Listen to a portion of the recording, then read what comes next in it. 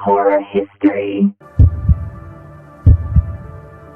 The real eerie story that happened in Amityville, New York back in 1974. So, on November 13th of that year, Ronald DeFeo Jr. did something absolutely horrific. He went from room to room in his house and shot his sleeping family dead, his parents and 4 siblings, with a .35 caliber rifle.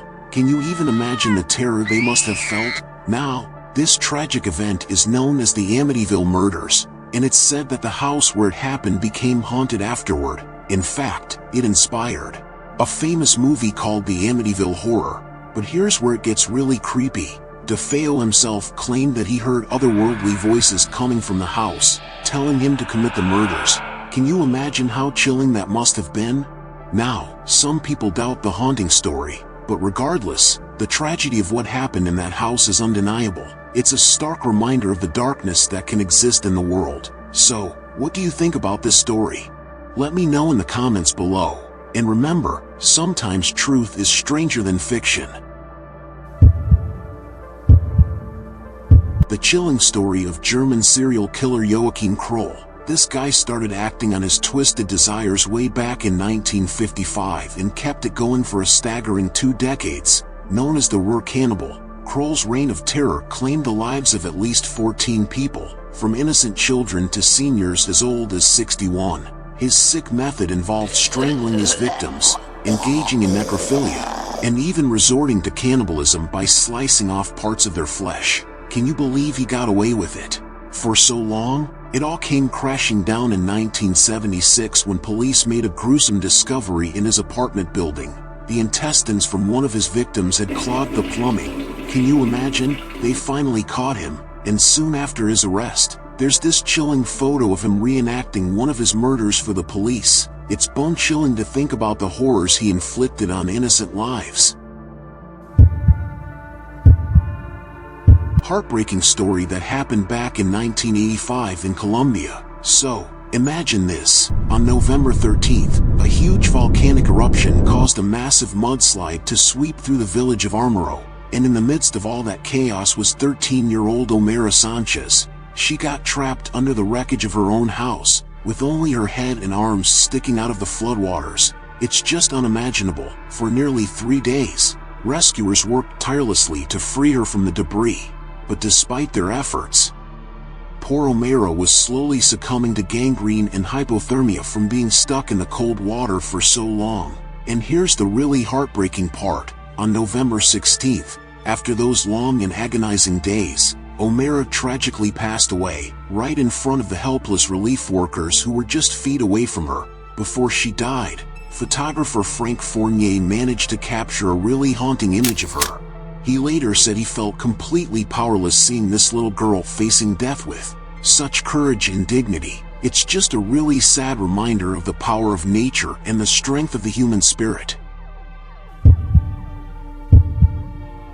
So, after the tragic murders by Ronald DeFeo Jr., the next owner of the house, George Lutz, claimed it was haunted. Can you imagine living in a house with that kind of history? Well, George and his family called in some famous paranormal investigators, Ed and Lorraine Warren, to check things out.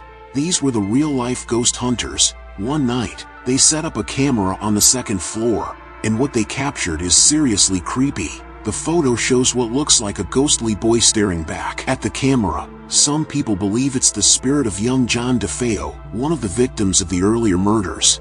Now, whether you believe in ghosts or not, this photo is definitely chilling. It's like something straight out of a horror movie. What do you think? Do you believe in ghosts? Let me know in the comments below. And if you want more spooky stories like this, don't forget to subscribe and hit that like button.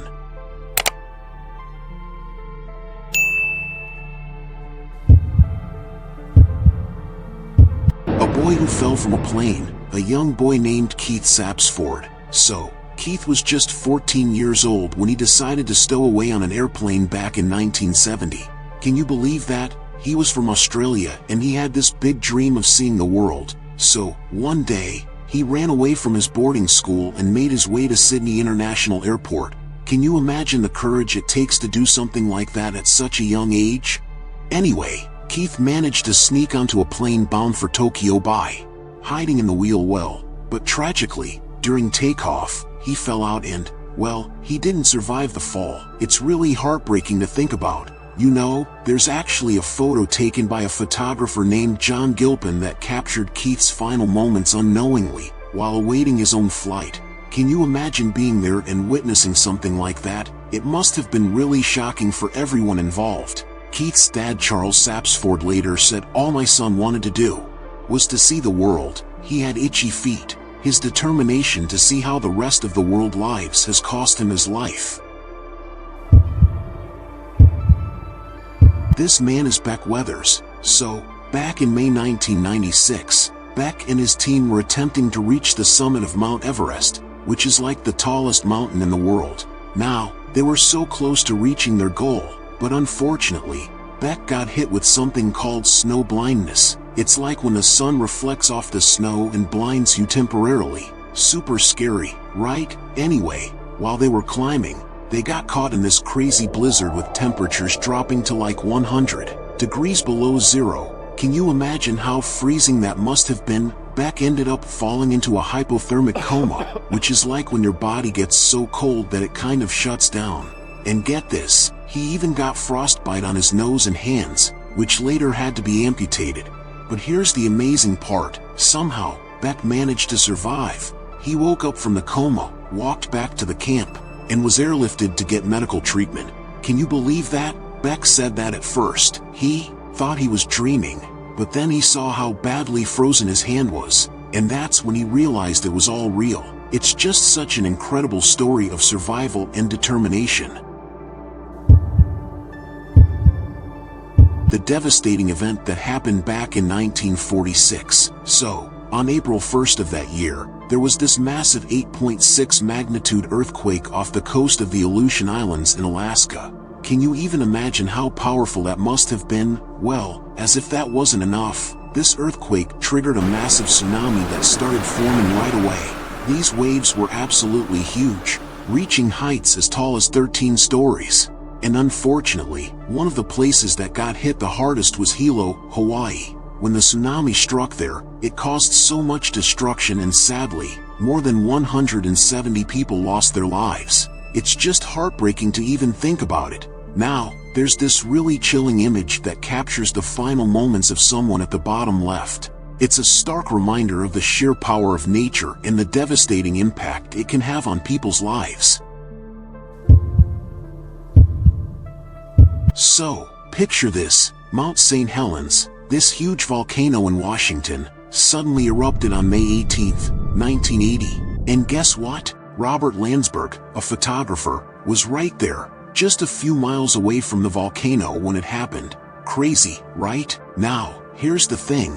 Robert knew that trying to escape from the eruption would be totally useless, so instead of running away, he decided to stay right in the middle of all the action. Can you imagine how brave that was? He grabbed his camera and started taking as many pictures as he could, capturing the eruption and all its power. But get this, guys, as the ash started getting thicker and thicker, Robert knew he had to do something to protect his camera and the precious photos he'd taken. So, what did he do? He actually put his camera in his backpack and then covered it with his own body. He was so determined to make sure that his images survived, even if he didn't. It's just such an incredible example of dedication and bravery, don't you think? Despite knowing the danger, Robert stayed focused on preserving his work and capturing the moment, no matter what.